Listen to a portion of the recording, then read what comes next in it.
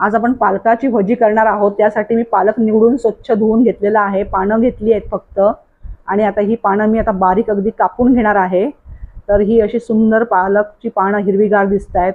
तर आपण आता ही कापून घेतली। त्यामध्ये मी हळद घालते, त्यानंतर मी लाल तिखट घातलेलं आहे, धने पावडर घातलेली आहे, जिरे पावडर घातलेली आहे, आणि मीठ घातलेलं आहे, आणि 2 चमचे मी तांदळाचे पीठ घालते। त्यामुळे भजी आपली अगदी कुरकुरीत होणार आहे।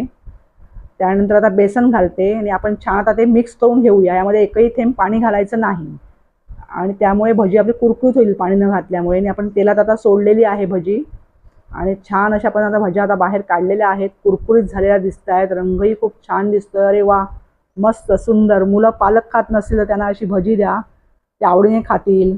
अरे वा, छानच कुरकुरीत पालक भजी तयार।